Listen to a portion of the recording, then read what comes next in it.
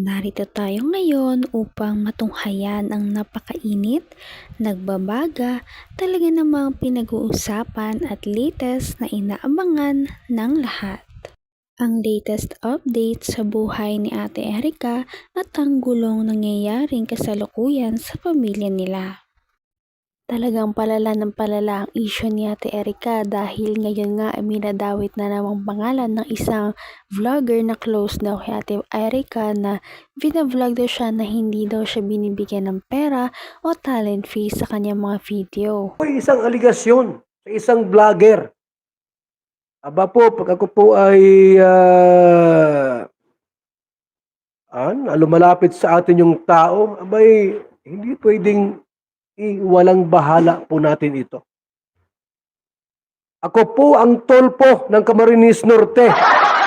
Kapag mayroong mga sumbong reklamo kay Val Santos Matubang, kakampin niyo ako. Walang tulugan, walang iwanan, handa akong gumastos at ditibahan ko kayo.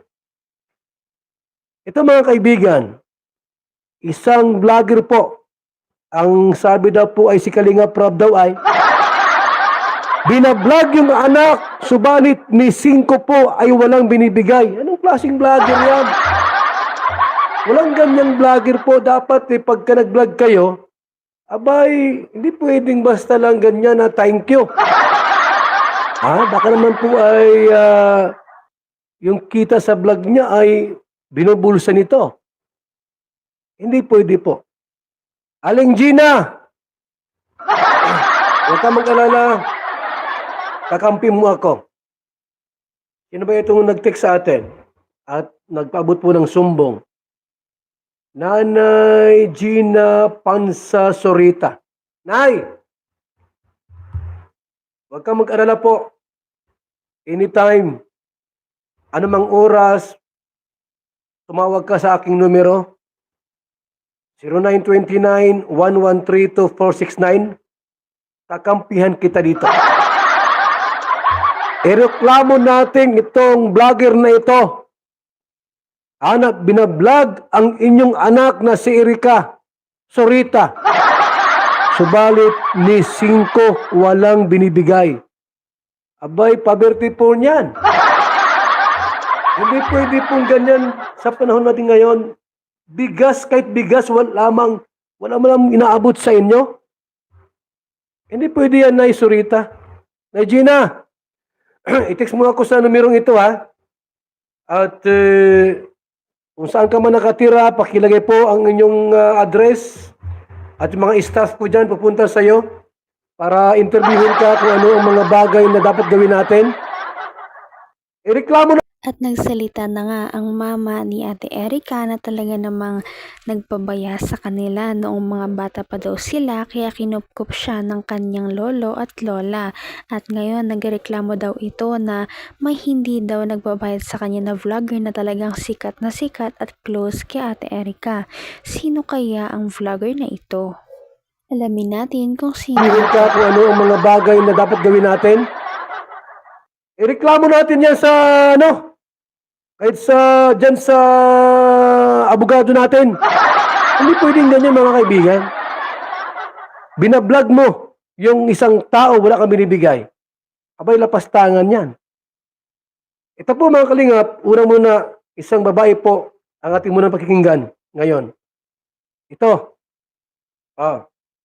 Si Ginang Gina Panza, na ina ng dating Kalingap Angel at ex-love team partner ni Edu na si Erika, ay may aligasyon laban kay Kalingap Rab.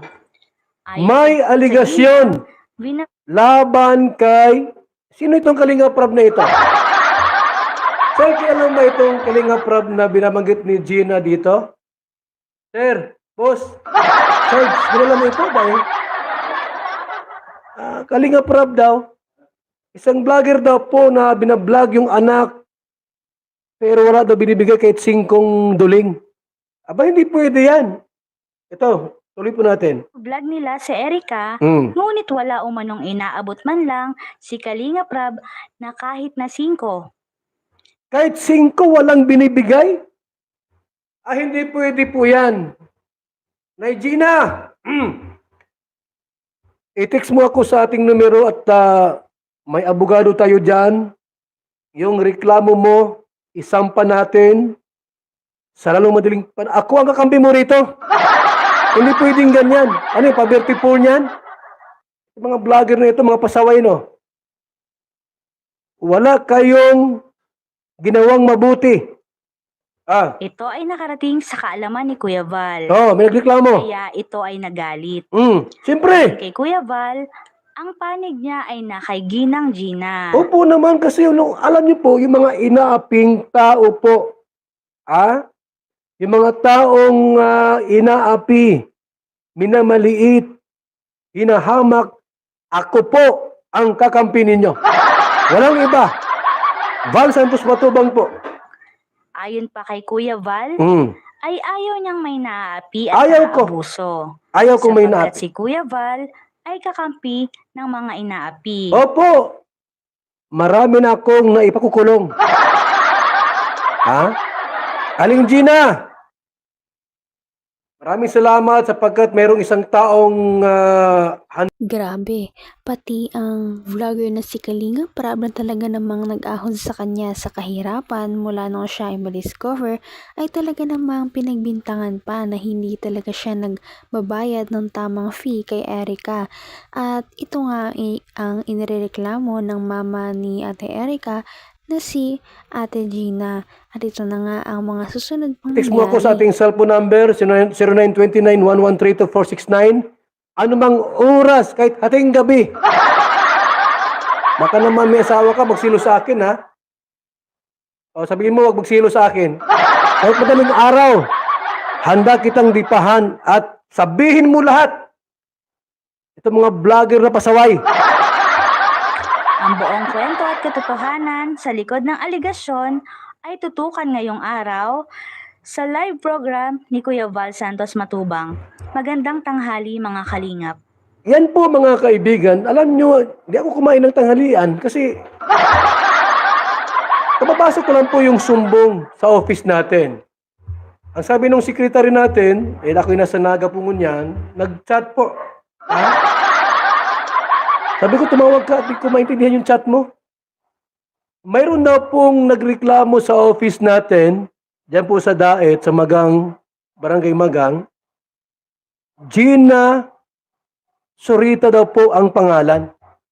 Sabi ko, anong reklamo ni Gina Surita? Tungkol saan yan? Ang sabi po nito, binablog daw po yung anak ni Kalinga Prab. Sabi ko, sino si Kalinga Prab? Taga saan yan? Sabi, taga Daet daw po. Ngayon, anong reklamo niya? Sabi ko, after daw po nung vlog, walang binibigay ni Singkong Kusing. Baka naman ipakumita yung channel ni Kalinga Prab. Mataas na po ang views. Hindi pwede yan. Dapat bukit malamang pangkapi-kapi, pang tinapay po yung magbigay man lang kahit 100 gatos. 200. Wala nga pong binibigay si Kalinga Prab. Ito po yung video po. Ito. Yung video po, mga kaibigan, para malaman natin ang buong katotohanan tungkol sa kwentong ito, Ito po, mga kaibigan, Prab, ipinahiya si Kalinga Prab at sinabing walang natanggap na pera kahit Sino piso. ba ito?